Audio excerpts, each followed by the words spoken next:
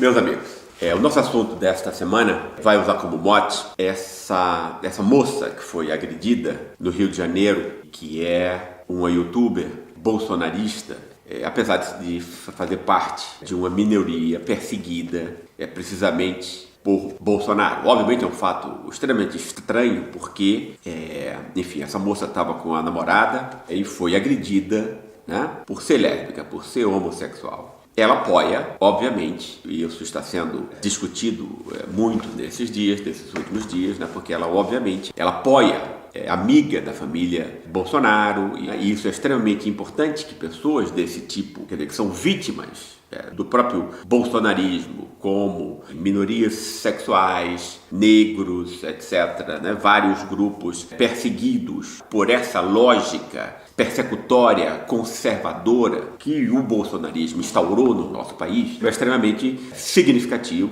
já que Bolsonaro construiu a sua figura política muito em oposição a figuras como do Jean Willis. Essa, inclusive, é uma tese muito importante, brilhante, que o próprio Jean Willis defende, e contra Marielle. Não é isso? Ou seja, você tenta montar um inimigo que pode estar ligado a minorias que são fragilizadas por quê? Porque tudo milita contra elas, né? Preconceitos que jamais são refletidos, ação policial, etc, etc. E essa moça prestava apoio a isso. E isso aí a gente pode juntar com outros fatos, né? Por exemplo, aquele presidente da Fundação Palmares, que nega o racismo, né? Nega a opressão do racismo brasileiro, etc. Então você tem aí, quer dizer, mulheres, inclusive, né?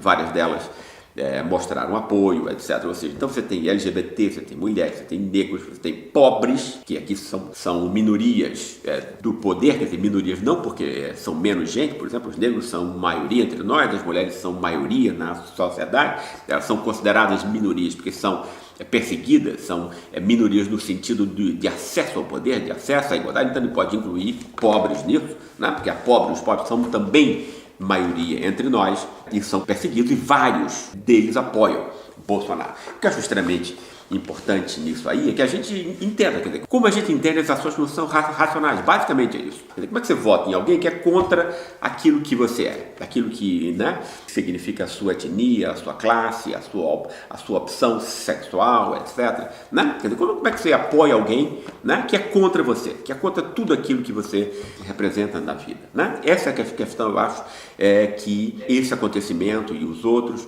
nos dá ensejo, né, de discutir aqui hoje, porque eu acho que isso é extremamente importante. Por quê? Né?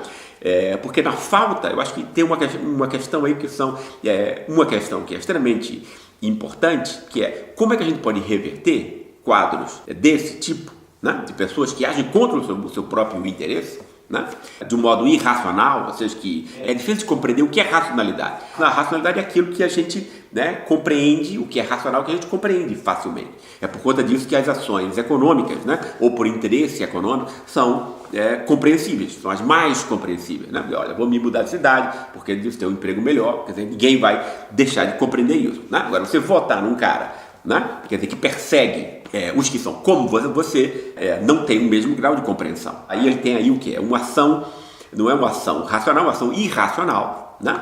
E é uma ação afetiva, movida pelos afetos, né? E os afetos são, em grande medida, irracionais. Podem ser racionalizados, mas eles são em si irracionais, não é isso? Como a gente entende as ações afetivas, as ações irracionais, como elas existem, né?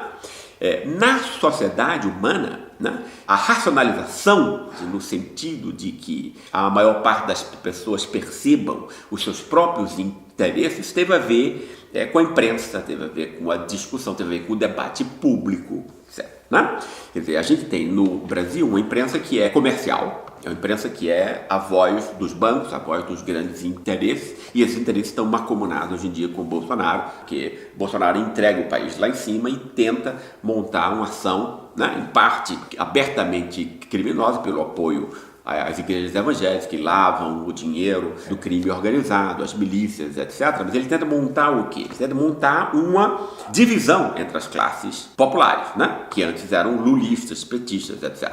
E ele vai conseguir montar isso como? Ele vai ter que criar um inimigo artificial. E esse inimigo, ele vai ser montado a partir do afeto, né?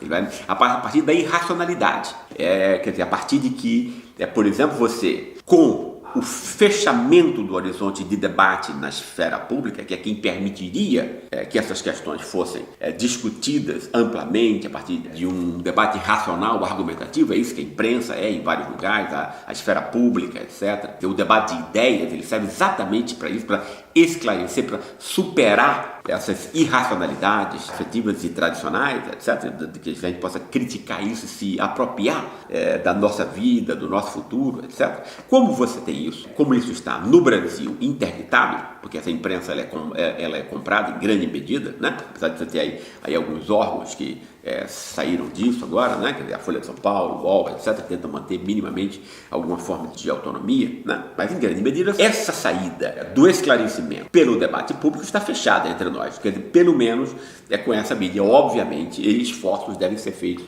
para que isso possa atingir o maior público possível, mas esse é um outro assunto. O que a gente tem que discutir é como é que são formadas essas lealdades, essas fidelidades por afeto. Como não há essa crítica a partir do debate público e da esfera pública, você tem o quê? Esfera familiar, esfera de vizinhança, etc., né? Esfera da igreja, ou seja, essas esferas que são esferas locais, comunitárias, etc., que vão ser o grande horizonte, né? o terreno fértil para que você monte esse ódio que vai incluir negros, mulheres, LGBTs, etc., apesar de todas essas pessoas serem perseguidas pelo machismo, né? Pela violência, pela propaganda, digamos assim, muito mais desses valores conservadores que o bolsonarismo enseja. Não é isso? Você cria, como é que você consegue criar isso, essas ações irracionais, não é isso? Você cria o quê? Quer dizer, você tem aí o negro, né, que nega o racismo, por exemplo. Por que o negro iria negar o racismo? Ora, você tem sempre a possibilidade de você se identificar com o seu opressor, né? Com quem oprime você. Você faz de conta que você não é o oprimido. Isso é uma loucura, né? Mas em determinadas situações as pessoas são levadas evidentemente a isso. E no Brasil você tem, né, o tema da democracia racial, etc., com uma divulgação muito ampla que facilita esse tipo de coisa, né? Então você tem aí o quê? Você tem a identificação com quem oprime você, né? Isso faz com que você, de algum modo, né, na sua cabeça, ou seja, na cabeça dessas pessoas, você não tenha que enfrentar o seu inimigo real, que está lá fora, contra você, para evitar suas possibilidades de vida, suas chances de vida feliz, etc., né? Quer dizer, como você não tem essa coragem, ou como você não consegue entender, né, levar até o longo prazo, em última instância, quem é que está do seu lado, quem está contra, e pagar o preço que isso importa. Isso que é importante aqui, é que você vai ter que pagar o preço. Quer dizer, se você é um negro que quer denunciar o racismo, isso tem um preço, especialmente numa sociedade racista como a nossa. Se você é LGBT e quer defender o direito a ter uma orientação sexual sua, individual, que ninguém tem nada a ver com isso, né? Você também vai ter que lutar, especialmente numa sociedade conservadora como a nossa.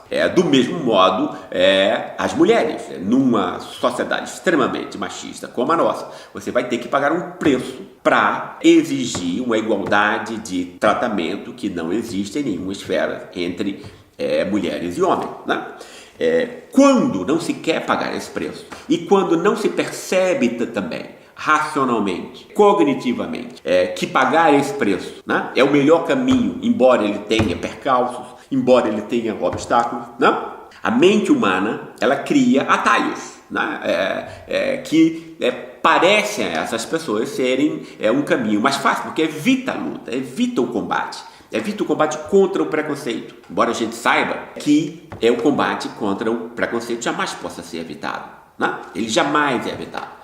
É bom assumir isso, é bom efetivamente assumir o combate contra todo tipo de preconceito. Mas existe, né, em várias pessoas essa necessidade, essa ilusão de que você pode evitar o embate, você pode evitar a luta, que você pode evitar de pagar o preço de ser quem você é nesse mundo. Né? Nesse mundo que tem regras absurdas, conservadoras, né? Que servem para inibir, para aniquilar, humilhar e oprimir as de pessoa. Várias das regras sociais têm esse componente, né? A gente tem sempre que lutar para melhorar isso. Mas isso é um preço, isso é quase que uma forma de vida, né? E muita gente não quer pagar esse preço. É por conta disso que a gente vê casos como o dessa moça, que está pagando muito caro por isso, né? Eu espero que ela possa refletir, aprender. Isso, ela é jovem, né? Os jovens têm sempre o direito inalienável de aprender, todos os seres humanos, os jovens ainda mais. É o mesmo caso do presidente que foi destituído, graças a Deus, aí da Fundação Palmares, etc. Então você tem aí todas essas pessoas que, ao aderirem ao bolsonarismo, estão aderindo, estão no fundo tentando montar fantasiosamente uma aliança com o seu opressor para evitar o custo de uma luta que é pessoal, familiar, de vizinhança, social, etc, etc. Obviamente, a gente sabe que essas lutas não podem, que as lutas da vida jamais podem ser evitadas. É o caso de negros, mulheres, LGBTs e muitos, especialmente pobres também, né? Porque muitos que votam em Bolsonaro e que estão ficando cada vez mais pobres. Eu acho que a oportunidade que a vida deu a essa moça para ela aprender, para ela se autocriticar e ver que a questão dela não é individual, é uma questão política, né? É um aprendizado possível também para os negros que apoiam o Bolsonaro, para as mulheres que apoiam o Bolsonaro e para os pobres, né? Que é a grande maioria da sociedade brasileira, né? Que foi também arregimentado para criar falsas oposições com os seus vizinhos, exatamente, muito especialmente por conta dessas opções aqui, por conta desse tipo de racismo, né? Mulheres, LGBTs, a cor da pele, etc, etc, né? Todas essas pequenas distinções, né, entre os muito pobres passam a ser utilizadas para um sentimento de superioridade, do mesmo modo como é o sentimento de identificação com o seu opressor. Você se vê como o opressor e não mais como o oprimido, né? Afetivamente, dentro de você. E isso é uma estratégia de defesa humana compreensível, embora ela não seja inteligente. Um grande abraço para vocês e até a próxima semana.